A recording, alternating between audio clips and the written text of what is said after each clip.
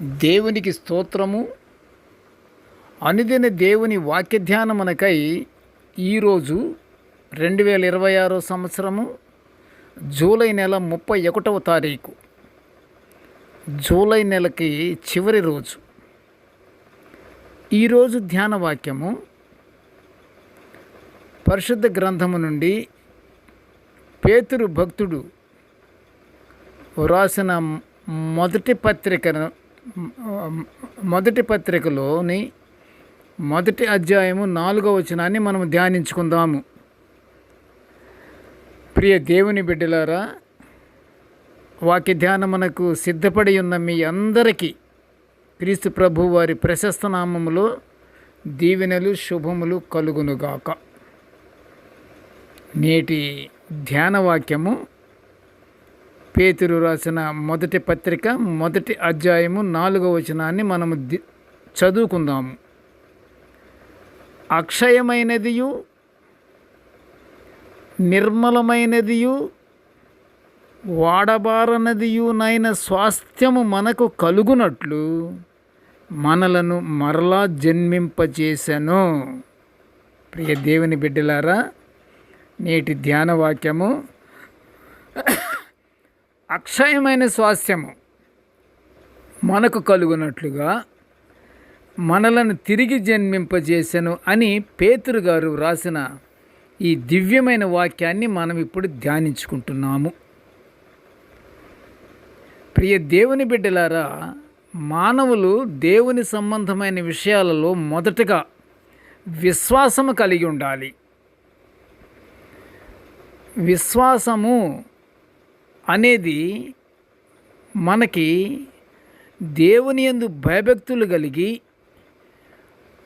ఆయన ఇచ్చినటువంటి ఆజ్ఞలు, ఆయన కట్టడలు అవన్నీ అనుసరిస్తూ కానీ ఉంటే తప్పకుండా విశ్వాసము మనకి కలుగుతుంది.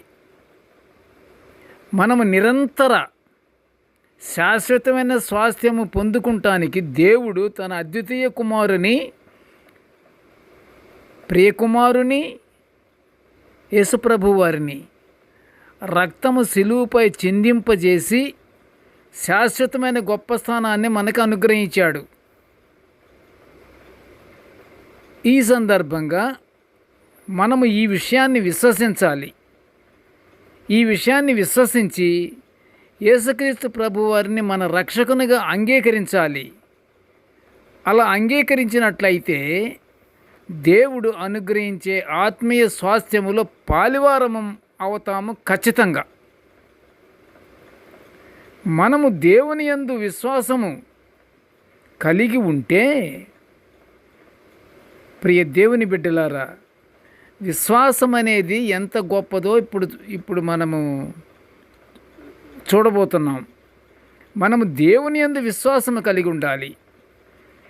అలా విశ్వాసం కలిగి ఉంటే పరిశుద్ధాత్మయందును, పరలోక పిలుపునందును, దేవుని పరిశుద్ధత యందును, దేవుని మహిమయందును, క్రీస్తు ప్రభువారి యందును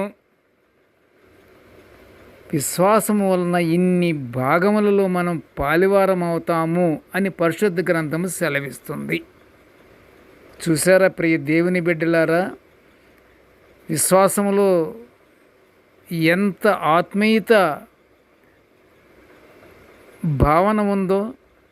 విశ్వాసం అంటే అంత తేలికగా వాడుకునే పదం కాదు.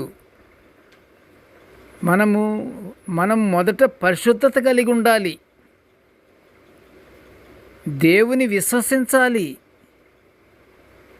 అవన్నీ ఉన్నప్పుడు విశ్వాసము తప్పకుండా మనలో కలుగుతుంది. ప్రియ దేవుని బిడ్డలారా, ఇట్టి పరలోక స్వాస్థ్యమందు పాలివారం అవుటకు మనకు ఎంత భాగ్యము.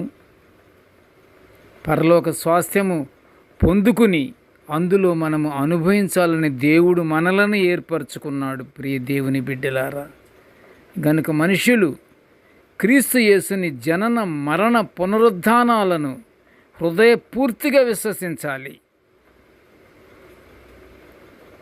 విశ్వసించి వినయ మనసు క్షమాగుణము కలిగి, క్షమాగుణం ఉండాలి, వినయం ఉండాలి, ప్రేమ ఉండాలి.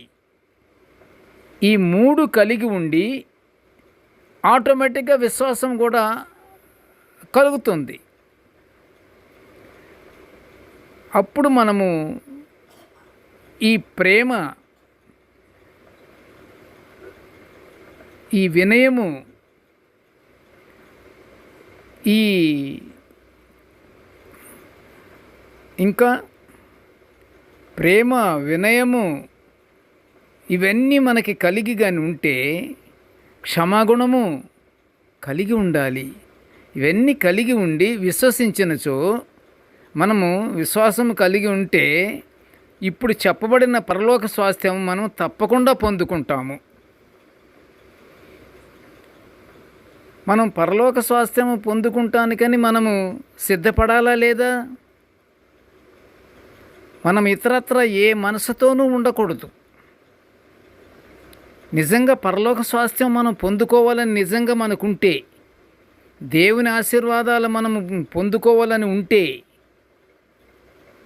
దేవుని కృప పొందుకోవాలనుకుంటే, ఆయన ధన్యత మనకి కావాలనుకున్నప్పుడు మనము ఎలా ఉండాలి?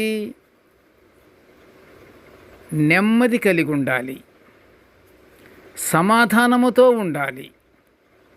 ప్రభువారు చూడండి, క్రీస్తు ప్రభువారు అన్ని దెబ్బలు తింటున్నా, అంత భయంకరమైనటువంటి వేదన పడుతున్నా సరే వాళ్ళని క్షమించమంటున్నాడు. క్షమాగుణం ఉన్నదా? నీలో క్షమాగుణం ఉన్నదా? నీవు క్షమించటానికి నువ్వు సిద్ధపడి ఉన్నావా? సిద్ధపాటు కలిగి ఉన్నావా? ప్రియ దేవుని బిడ్డలారా, ఇలాంటివన్నీ ఉండి మనకి పరలోక స్వాస్థ్యము పొందుకోవాలని మనము కోరుకోవాలి. అందుకే మనల్ని దేవుడు జన్మింపజేసింది కూడా అక్షయమైనదియు, నిర్మలమైనదియు, వాడబారనదియు నైన స్వాస్థ్యము మనకు కలగటానికని దేవుడు మనల్ని జన్మింపజేశాడు.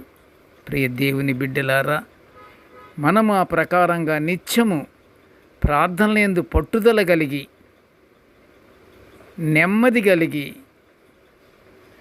మనము సమాధానముతో మనము జీవించుచు ప్రభువారి యొక్క పరలోక ఆశీర్వాదాలు పొందుకుందాము. ప్రార్థన చేసుకుందాము. ప్రేమగల తండ్రి, కృపగల నాయన, నీకు స్తోత్రములు. ప్రభువా, నీ దివ్యమైనటువంటి వాక్యాలను మేము నిత్యము ఇలా ధ్యానించుకునే ఈ గొప్ప భాగ్యాన్ని మాకు అనుగ్రహించినందుకు నీకు ఘనమైన స్తోత్రములు, స్తోత్రములు, స్తోత్రములు నాయన. తండ్రి, మేము చేస్తున్నటువంటి వాక్య ధ్యానము నీకు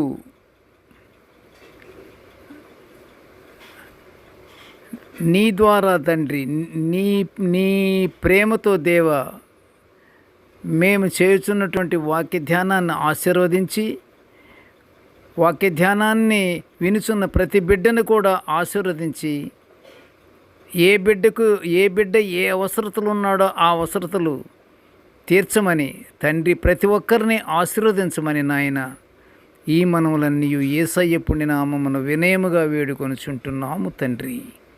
ఆమెన్. దేవుడు మనలందరినీ బహుగా దీవించుగాక. Amen, amen, amen.